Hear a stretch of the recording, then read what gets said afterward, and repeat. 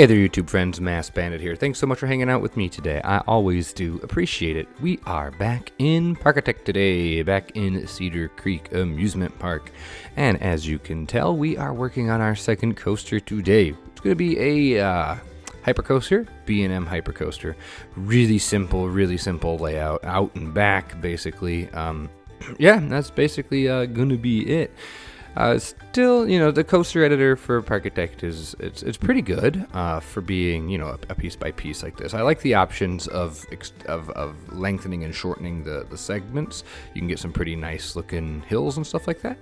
But I did not spend too much time worrying too terribly much about like hill shape and stuff in this, because shaping in this I just assume is a lot more. It is a lot more limited than something like Planet Coaster or No Limits 2. I'm compelled to try out that new coaster builder, the Ultimate Coaster X, I think it's called. That's free on Steam, and a lot of the people of Bro Nation have been working on it. I know Free the Bear has really been going at it, and Silverette recently put out a video. I'm intrigued. I don't know if I have the patience or the skill set to deal with something like that, but it might be something to take a look at. If it's a hybrid as far as ease of use between something like a Planet Coaster and a No Limits, I'd be down to try that. But anyway, as you can see, like I said, it's a really simple out and back layout here. I really do enjoy how snug it is, how tight it is. I realized as I was building this that my park is a lot smaller than I originally anticipated. I'm in the scenario editor, I could always make it bigger, but I then kind of stopped and thought and said, hey, why don't we just keep it kind of small? If you've noticed, if you've been with me long enough, I have a hard enough time finishing projects as it is. So I'm most successful when I have a fairly small project that I can see the definite end to. And that's kind of what's going on with this project. Now that you can see this hypercoaster is all the way at the back end of the park, or it's in that corner. We have no more room on that corner, which makes it really nice you can kind of, like, I can already say, oh, okay, I kind of know where this project is going now. It's not that I can see an ending. It's not like we're close to an ending or anything, not like that. It's just that it feels like this park is a quite manageable size, and I'd like to keep it like that. So if you were expecting some gigantic park, I don't think that's necessarily going to be the case. I think we're going to keep it kind of small. And if there's things that we didn't get to in this project, if we manage to finish it, then hey, that would be pretty cool to start another project. So we'll see where we go from there. But here we're going to go ahead and add ourselves a little bit of a transfer track. It's not perfect. It's kind of messy, actually. Like, I know the track dipping underneath the brakes and all that is probably a big no-no. It's probably not all that realistic. You can see I do move the transfer track back a ways to make it so that our transfer comes first and then our brake segment. And I think that's what we're going to be doing. I think it makes it at least plausible. We're going to go with plausible. That's kind of what I'm hoping for with this. So, unfortunately, I did do a bunch of jumping around with recording this episode. There's a bunch of different chunks all over the place. So you'll see random cuts and smaller chunks, and you might even miss chunks of things being built. But don't worry. I tried to make sure that if I got into a groove and everything was starting to look pretty good, that I went ahead and hit the old record button. So, working on the cue for this coaster. It doesn't have a name. Suggest a name in the comments below. What do you think we should call the coaster? I will read all your replies, and maybe we'll name the coaster in the next episode. Also, color scheme. I'm not necessarily set on this. I think it's okay, but I could easily change it. One of the things I'm doing here is realizing with the queue being this close to the river, it would probably need to be raised up just in case of flooding or something like that. So we're going to go ahead and raise it just a teensy weensy bit just to make it feel a little more established, I guess. You'll also notice, hey, I still haven't adjusted the settings on the Anarchy mod I'm using. I need to do that. I forget all the time. I'm so excited when I open the game just to jump right in. I always forget to alter the settings. And then I'm like, oh, crap. So I will do that. I'll get on that. So wanted to establish some shade here, some shade cover. I love these metal roofs, but I have yet to find a way for me to make them look good. So we're still trying to find a way to make it look good. So we just went with simple cover here. I like the simplicity of all my roof. I'm not using a wide variety of roof pieces. I don't think I necessarily need to. I like these pieces, the half and the full pitch roofs. I think they are pretty good for most applications. So that's why I do use these quite a bit. So, and for something like this coaster, something simple, I think it works just daintily, just fine. So, yeah, what else to tell you about the project? I mean, it's pretty self-explanatory at this point. I can tell you that across the river here, I think we're going to see if we could do this. We're going to try and do a, like I said, hill country, but it's going to be like a Spanish-inspired hill country, more like San Antonio in nature. So maybe some missions, if we can kind of do something like that. I'm not sure if the pieces are there for that, to make something that feels legitimate, like Spanish mission. So like stucco and arches, and I mean, we may be able to do something. We'll see. We'll play it by ear. It might be kind of, I think that mixed with a lot of like the wooden pillars. Like Shy Guy has some good wooden pillars. Maybe we can get it to work out quite well. We'll see. So after I got most of this coaster area done, I realized that we had this little area in between the two coasters that needed some work.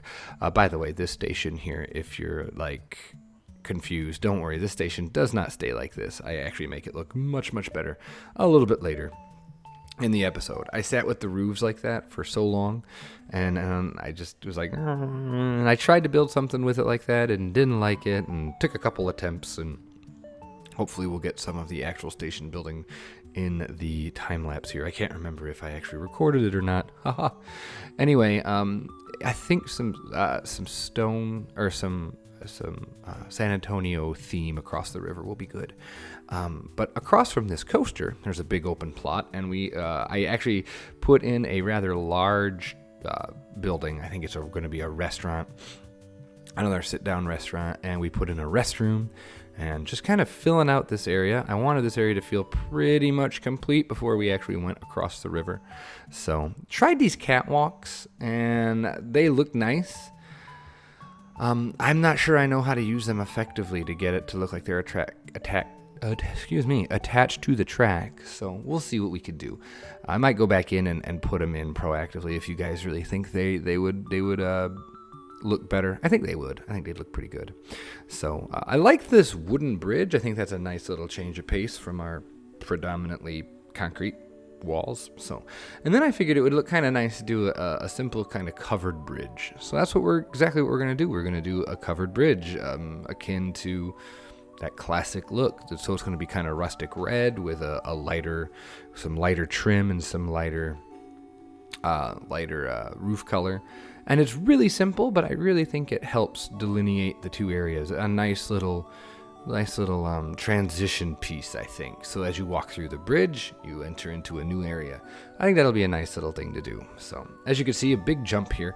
That building in the front of the picture there with the dormers is that large building I was talking about. I didn't get any recording of that, unfortunately. But here we are working on our restrooms, and it's kind of a hodgepodge, this little area. I feel like this area has kind of been in flux, maybe. This is kind of like a more modern-y look with overhanging roofs and all that, and some crazy color schemes, but I really like it. And even though it doesn't really fit with the building next to it, or around it for that matter, I think it still kind of works. Like, it's just this weird restroom block kind of sitting there. I feel like parks have that, those little places where it's just like, well, that's weird to have that there, but it's there nonetheless, and after a while, it just becomes part of the charm of it. So I think that's kind of what my thought process was here. I don't know. It might have just been a happy accident getting a little overhang on the roof and being like, oh, that's actually kind of cool. Let's roll with this. So as you can see, I tried to squeeze 2 bathrooms in there, but I couldn't get it to work. I probably could if I squeezed a little bit harder, but one will be fine. So, at the end of this episode, what I actually end up doing is, like I said, we've been in scenario editor since the beginning here. I actually go ahead and open up the park in the actual playing. So now, and it's in Sandbox, so there's no money. And no goals, no research, none of that stuff. We have access to everything. But yeah, we let peeps in at the end. So in the end time cinematics, you're actually going to see peeps walking around. And oh my goodness, what a difference that makes. It makes a huge, huge difference, I think. So you could see there's a little bit more work on that building with the dormers. Flip the dormers around. Once the area started shaping up, I was like, oh, okay, let's flip them around. Nice little horsey statue. I feel that's kind of Texas. Cowboys, yeehaw. I don't know. It's just because I had this statue pack and I actually like that. So here's the better attempt at the station. I'm taking cues directly from the building across the path from it, the restaurant. Not going to add any dormers or anything, but I'm going to do some stuff with some crossover, with some different roof angles and stuff. And I noticed that my roofs were still a bit too high for this. I'm struggling because there's no peeps in the park yet. It's really hard to tell where, like scale wise, what would make sense.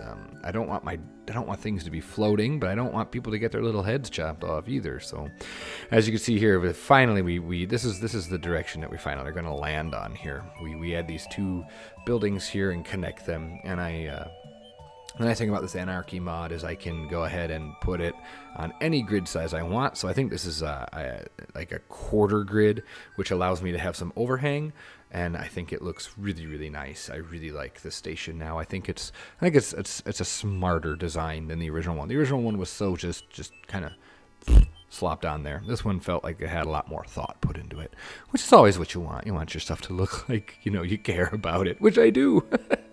So anyway, after the station build, that's going to be the end of the episode. It might not feel like a lot was done, but like I said, I did a lot of it. A lot of it was like a lot of pre-planning and a lot of kind of off-camera stuff, like making sure our backstage connects to the station here, or to the transfer track. Our backstage does connect to the transfer shed, so you could get cars, trains on and off, and I think that adds a lot to it.